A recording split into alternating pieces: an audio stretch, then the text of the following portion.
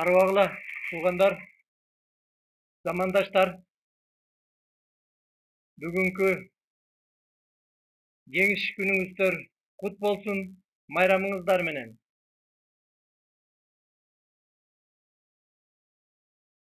Бардыгыңыздарды ушул улуу майрам менен чын жүрөгүмдөн куттуктаймын. Мен Нарымбек Өскөналиев.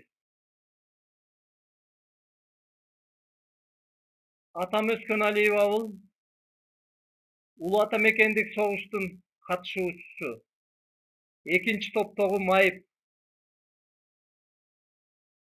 1941-1943 жылдары согушта Советтик армиянын катарына чакырылып, Калинин фронтунда 973 артиллериялык полкунда аскердик кызмат өтөп, мекенин коргогон. 1943 жылы жарадар болуп, май айында айылга кайтып келген. Кызыгы, өзүнүн бир тууган иниси Өскөналиев Жакуу акын экөө бир күндө келишиптир. Раматылык Алмабү апам анда азыркы айылыбыздын өйүзүндөгү Каракыштакта жашар элек. Үстү балык жон жабылган үйдүн үстүнөн жолду карап турдум эле. Кайнатам, ким көрүнөт балам? Деп сурап калды. Билбейм ата.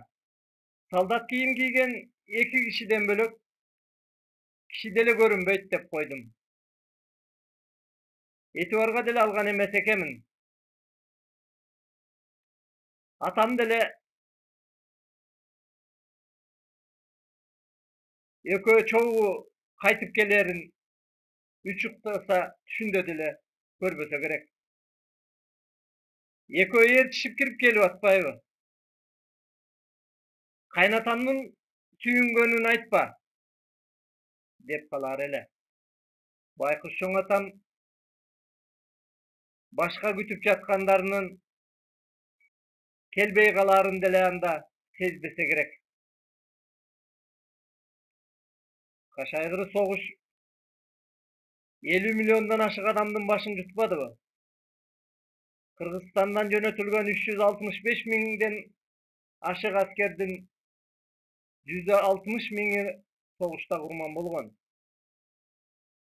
Боору бүтүн үй бүлө жоктой. Атам иниси,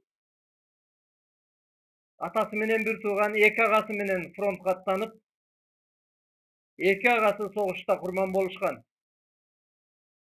Көрсө бул ар бир бүлөгө тиешелүү көрүнүш болгон тура. Айылыбыздан Ат башы районунун Казыбек мурдагы пограничник айылынан кеткен 209 адамдын 145-и согуштан кайтпай калат деген эмне? Демек жеңиш жеңил олжо катары колго тийген жок. Аталардын кан кечкен эрдиги менен, алардын аккан каны менен тийди. Өздөрү кесерип ачка, күн-түн дебей талаада, ишканаларда иштеген тылдагы аялдардын, кары-картаңдардын, өспүрүм балдардын кажыбас эмгеги менен тийди. Кайда өлгөнү, кайда көмүлгөнү билинбей, жашыруун сыр катары табылып келген аталардын дайынын аздыр-көптүр билүүгө бүгүн жетишип калдык.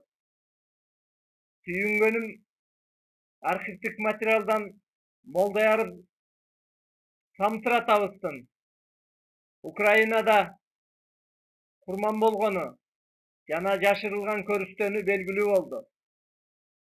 Ал эми Молдаяров Кожомбай атабыздын дайыны али белгисиз.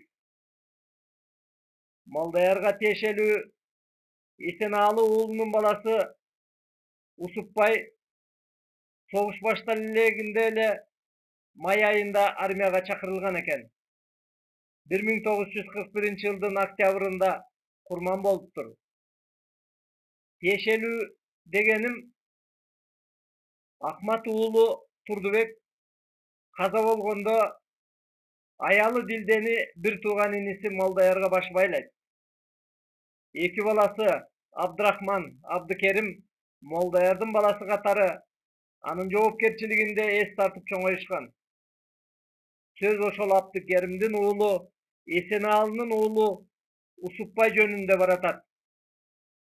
Бул киши боюнча эч ким тарабынан сөз кылынчу эмес. Согуш мезгилиндеги эски сүрөттүн аркасына өз колу менен Эсеналиев Усупбай деп жазып кол койгон экен. Ошол аркылуу архивдик материалдардан издеп таап алганым чоң олжо болду. Чынында аябай кубандым. Аскер комиссариатынын каттоо китепчесинде 1918-жылы туулгандыгы көргөзүлүп, энеси Абдыкеримова Сыйнат деп жазылыптыр. Атын угуп билгендер бар болсо, чоң энебиздин төркүндөрү да табылып калар деген жакшы үмүт ой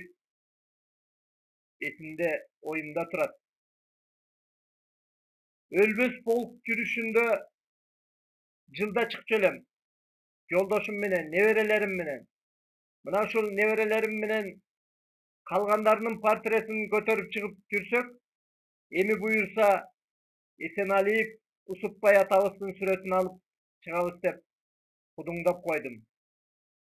Бул бир жакшы жөрөлгө катары, жакындагы жакшы табылган катары бүгүн сүйүнүп турган учурум. Эмесе дагы бир жолу майрамыңыздар менен. Урматтуу замандаштар, жердештер, туугандар.